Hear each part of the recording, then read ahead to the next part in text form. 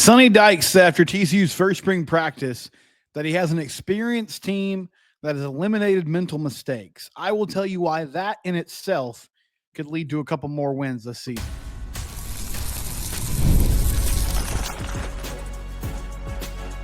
You are Locked On Horned Frogs, your daily podcast on the TCU Horned Frogs. Part of the Locked On Podcast Network, your team every day.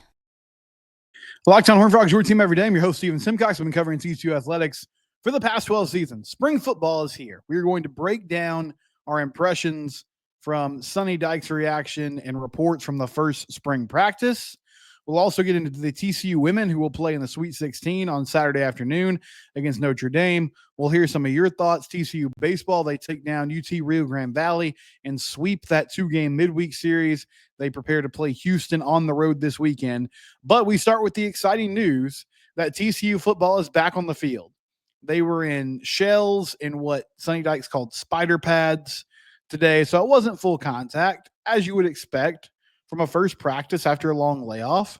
A lot of individual work, a lot of introducing new players to the system. But Sonny spoke for about 25 minutes to the media this afternoon after practice. And there were a lot of interesting things. I'm going to cover some of them. One piece of audio I wanted to play for you, though, is what stood out to me the most. And it's actually what he said in his opening statement. Sonny discussed the fact that this is a very experienced football team. And he mentioned that they are playing and practicing like one. And I'll tell you why that makes me optimistic for where TCU football could be this upcoming season. About the mentality this group had, the way that they practiced. I thought they practiced like pros today. I mean, we made a million mistakes and we've got a million things to correct. But just the mentality was good. We did not have a single pre-snap penalty today. Did not have a bad snap. Didn't put the ball on the ground once. So just when you look at those kind of things, I was really encouraged by that. No offsides defensively. Just, we practice like a mature football team that, is detail-oriented. So from that's Sonny Dykes after practice, the first spring practice of the new season. So no pre-snap penalties. No offsides on defense. I don't know if that was in that clip there, but he went on to say that later on. Didn't have guys jumping off sides. Didn't have false starts. Made a million mistakes. That happens in practice. But excited about the mentality of this team. On the surface, that might sound like the bare minimum when we're talking about big-time college football. And some of you might roll your eyes and have some flashbacks to things that Sonny has said over the past 2 years. Oftentimes he has volunteered the information. We had a great Tuesday practice. We're having a great week of practice. And then the team would show up, or not show up, I guess I should say, on the field on Saturday and not play well. But here's why this gives me optimism. I'm not going to oversell you on this football team. That's not something I'm going to do. Sometimes people say I'm too negative. I want TCU to be really good. I also want to tell you guys just my opinion about things and level with you and be as truthful as possible. But if this team improves in being detail-oriented, that alone could result in a couple of more wins this season. And I say that because I felt like they started to turn the corner in the second half of last season. But for the past 2 years, one of my biggest complaints with TCU football has been the mental mistakes. I went on a rant after the Texas Tech game, not this past year where they had the amazing comeback at home, but 2 years ago, played Tech on a Thursday night. Both teams were kind of flailing around. Josh Hoover was still very early in taking over for an injured Chandler Morris. They lost that game by 7 points. And I did a live post-game show with Matt Jennings afterwards. And I was frustrated because in that ball game, they made all kinds of mental mistakes. False start penalties, covering up the tight end on the line of scrimmage, illegal formation, holding calls, jumping off sides on a fourth down play, a fourth and short where Tech went for it. And TCU had them stopped. They got flagged for an illegal substitution because they were running people off the field late because they had too many players on the field. And they gave Tech an automatic first down. And that was so emblematic of that team in that 5-7 season. There's this belief. I am not anti-analytics, but there's a long-held belief in that community. When you look at numbers, close games are essentially coin flips. And so if you're a team that wins a lot of close games, that's not sustainable success.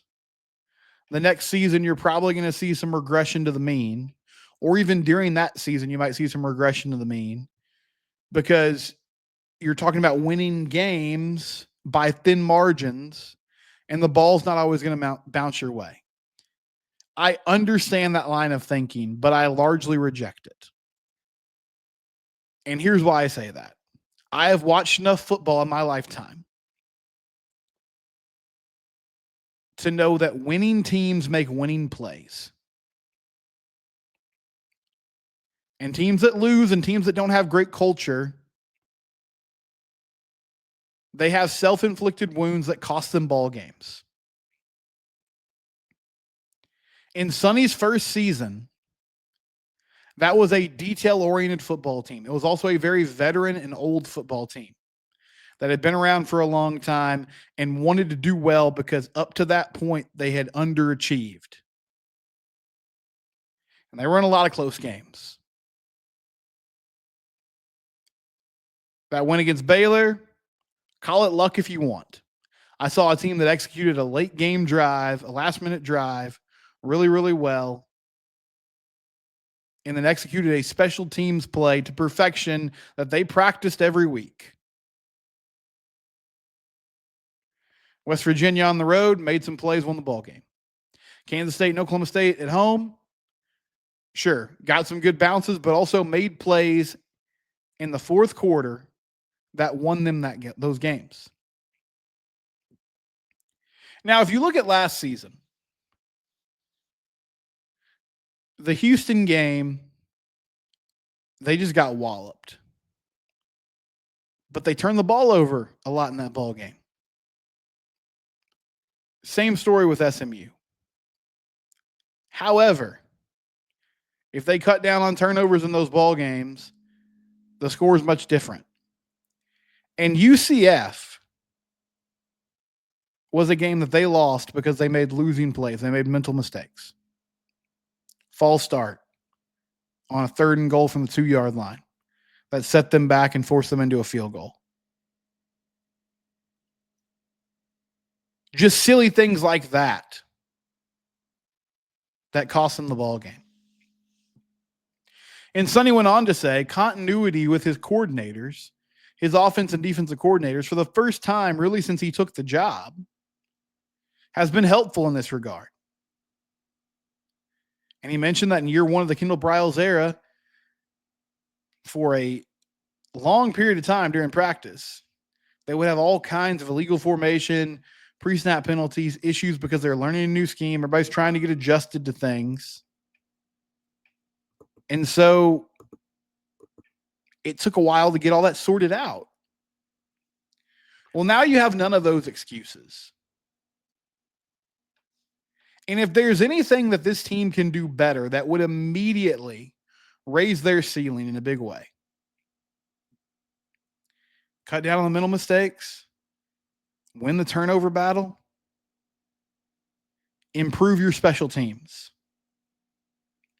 Because last year that was not an area where they excelled. And a lot of it, frankly, had to do with the fact that Kyle Limmerman and Ethan Craw, a couple of freshmen that they were excited about, didn't do what they were expected to do. And they just didn't play at a high level. And so that has to get fixed. But if this team can clean some, they could be really good. And it's encouraging to me that they're at least starting that process early on.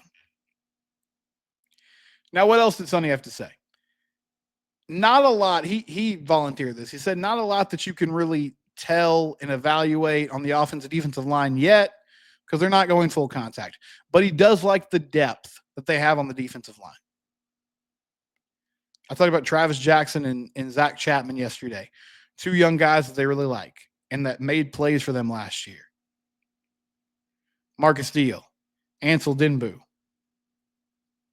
your JUCO guys, Perry Cole, Kelton Mickle, Avion Carter, Paul Alawale coming back from injury. A lot of names there, but also a lot of guys that could be big-time contributors. One thing I didn't love that he mentioned, Major Everhart and Jordan Bailey banged up, so they're not at full strength yet. Need those guys in the slot behind Man Jack to make things happen. Josh Hoover looked smooth, looked good.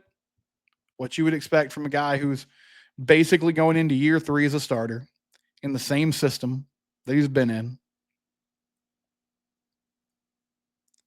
He also said Ken Seals looked good.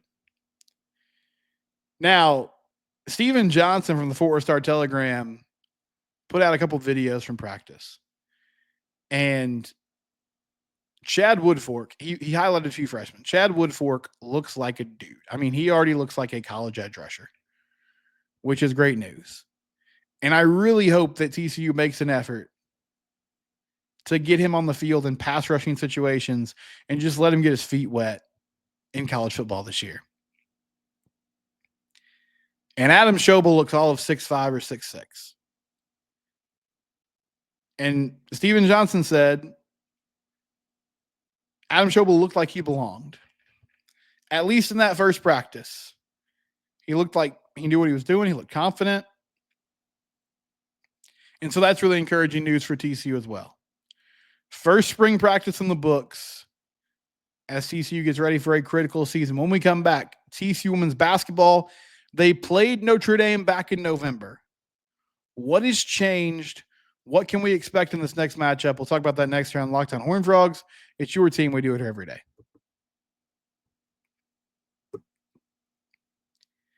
Thank you to our friends at Nissan. If you are looking for a new car, I myself am in the market. We've been living the no car payment life for a couple of years, but I think sadly that's going to come to an end soon as both of our vehicles are starting to get that wear and tear on them. We're all about stats here at the Locked On Network because numbers don't lie. And when it comes to the all-new Nissan Armada, the numbers are on an MVP level. It has the ability to tow up to 8,500 pounds. It can literally carry the whole team plus the gear wherever you need to go. It's powered by a twin-turbo V6 engine. It has room for up to 8 people. The Armada Pro is built for big crews, big adventures, and even bigger memories. Whether you're exploring off-road trails or rolling up to the arena, the Armada PRO-4X brings power, versatility, and style wherever you go. Take your adventures to new heights in the all-new Nissan Armada Pro. Learn more at nissanusa.com. Again, that's nissanusa.com.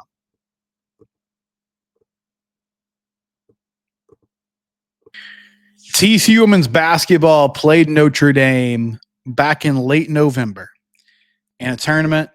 They won 76-68. That was a weird ball game. They trailed by 11 points going into the fourth quarter. Notre Dame had a 10-point lead at the end of the first. TCU cut into that a little bit, cut it to 6 at halftime. But then Notre Dame pulled out to an 11-point lead going into the fourth quarter. Frogs outscored the Fighting Irish 31-12 in the fourth quarter to win that game by 8 points. Haley Van Lith had 21 points. Sedona Prince had 20. So I looked today because, to be honest, I did not watch that game. I listened to it on the radio. I don't remember what the TV situation was. I don't think there was much of one. So I listened to it on the radio. And huge win for Mark Campbell and his team. They had defeated NC State before that. So they had already sort of made a statement, but that was like a national statement because Notre Dame, were they number 1 in the country at the time? Number 3 in the country at the time. But I wanted to look at that box score and see like, okay, what was Notre Dame's, what were their lineups looking like? Who played a lot of minutes? Was anybody missing? And the answer is no. I mean, the starting 5 that they had out there during that ball game is essentially the one that they ran out against Michigan last week. The only big difference was Kate Cavall was a starter. And I wonder, so Kate's 6'5", and she's really the only player on that roster that can match up at all with Sedona Prince. Notre Dame's undersized. They're led by their guards. So in theory, this should be a all game where Prince has opportunities. But Cavall's 6'5", she's a freshman. She's had a good year, averaging 5.5 points and 4 rebounds per game. But as the season has gone on, they moved her to the bench. She comes off the bench and she gives them good minutes from there. But Olivia Miles, Hannah Hidalgo played in that ball game back in November. Miles had 16, Hidalgo had 27. She led all scorers. So personnel-wise, it's pretty much the same team. Now, Notre Dame is playing at a high level right now. And you could argue they controlled a lot of that game back in late November, but TCU was able to get out there and make things happen. I do wonder how TCU attacks them from a scouting perspective, because they have been good in these long layoff situations all season long, figuring out what teams do well, getting after it. I don't expect this team, like we've talked about the thin bench a lot this year, and it seems like that rotation is pared down even more since the postseason started. They only played 7 players against Louisville, and the players that came off the bench played for like 5 or 6 minutes apiece.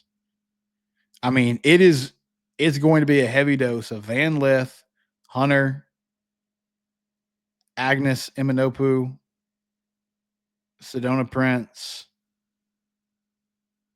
Those are your people.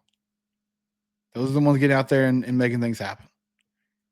They're each going to play 36 to 40 minutes in this ball game. And they will be counted on to win. Defensively, this team has gotten a lot better as the year has gone on. And I wonder if that's a difference maker for TCU, because they struggled. Now in the fourth quarter, they figured it out a little bit. I also think Notre Dame probably missed some open shots.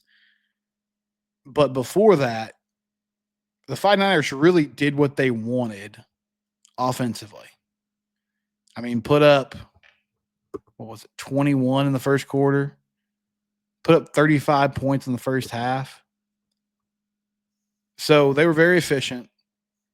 And these guards for TCU are going to have to play at a high level to win this game, especially on the defensive side of the ball. Donovan Hunter only played 19 minutes. She didn't shoot the ball well in their first matchup. She shot the ball extremely well against Louisville. But honestly, I think the bigger part of her game on Saturday is going to be, can she bother Miles? Can she bother Hidalgo? Hunter's their best perimeter defender. Can she make life tough on those guards? Because if she does, then TCU should have a great chance to win this ball game. It's going to be tough, but they got it done earlier this season. And Sonny actually mentioned this in his press conference today before he started talking about the team. He said, he just wanted to give a shout out to the women's basketball team. And he said he thought there was a lot to learn from them and the way they played together this year, despite all the new faces.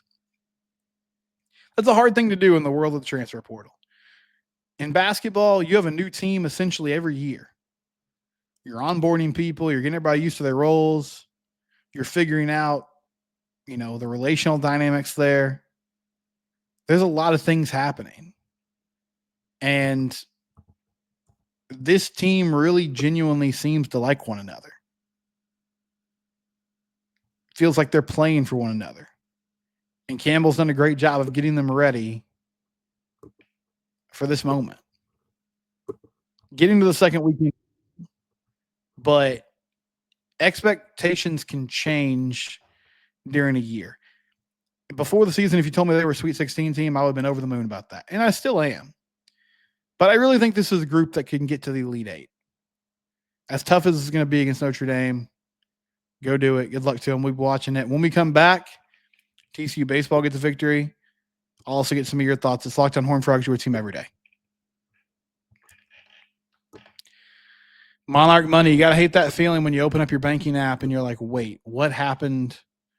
Who stole all my money? Well, it's probably just got away from you, right? Monarch Money is a great app. It's not just a budgeting app, even though they have that. It's a complete financial command center. All your money is in one place. You can manage it. You can start building wealth. They will show you just how much you're spending on things like food delivery, recurring payments. They have all-in-one convenience. Instead of juggling multiple apps, you can use Monarch to check all your finances, track spending, and even plan long-term goals. And they have easy collaboration. So managing your money with your partner is smoother than ever. You can track shared and personal accounts, set goals, and stay on the same page. Take control of your finances with Monarch Money.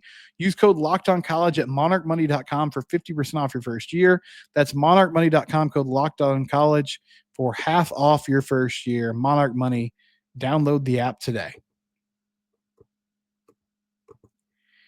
TCU baseball hosted a good UT Rio Grande Valley team on Tuesday and Wednesday.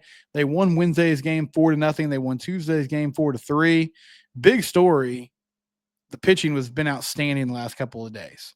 But aside from that midweek series itself, Jamie Plunkett from Horned Frog Blitz says Cademan Parker is on schedule to start this weekend per Clark Sarloos. That is the biggest news of the day for TCU baseball. They need Cademan Parker to give them quality innings. If he can get back to a place where he is pitching well like he did early in the year, and then Tommy Lepore has been consistent as well, well, all of a sudden now you just got one spot to figure out on the weekend. You need to figure out Sundays.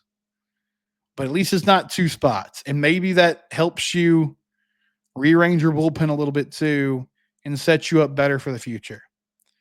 But that's big news that Cademan Parker is healthy enough to start this weekend against Houston. Not sure what day he'll slide in. I think maybe the most seamless thing would be to have him pitch Sunday. But you could also just put him in there Friday, bump Lepore back to Saturday, and Sunday could become a TBD situation. Getting to some of your thoughts and something that kind of transitions into that. Frog fan says, how long does TCU keep developing Franco as a two-way player? Well, I think they're in it for the long haul. If they weren't, I don't feel like they'd be having him in the weekend rotation this early. Now, some of that was their hand was forced because they've had these injuries. But I believe before the year started, the hope was he could be a bullpen guy. Now, if Parker's healthy, maybe they could make that move again and have him as mainly a bullpen arm. He's got good stuff, though. I mean, there's not a lot of guys on this team that throw in the mid-90s. There's not a lot of velo on this team. So his ability to do that is a big difference maker. And I think as a hitter, he showed some promising signs. He just swings so hard. I mean, he looks like he wants to hit 500 feet every time he steps up to the plate. I believe the area where he's got to grow there is just shortening up his swing at times and being willing to go the other way or pull one into, the outfield for a single. But that's pretty standard for a young freshman hitter who has probably had a ton of success driving the ball over the fence in his career.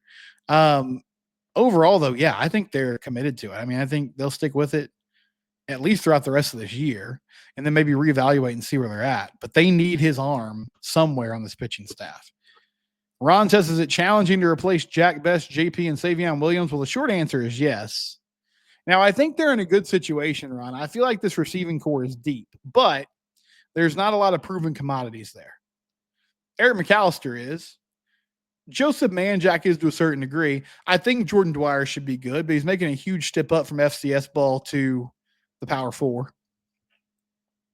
So I think a big key in that discussion, they're not going to completely replace those guys. That was an elite receiving core. But if you can get close, that'll be good for this team.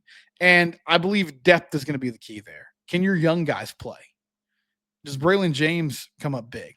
Your freshmen like Ed Small and Terry Shelton, do they emerge? Kyle Baker, Doozy Ezukama. There's a lot of names there. Jordan Bailey and Major Everhart. they're sort of transitioning out of that young guy label, but you know what I mean.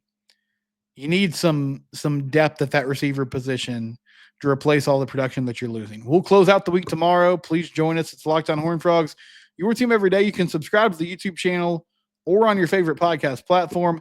Don't forget, we're free and available wherever it is you get your podcast.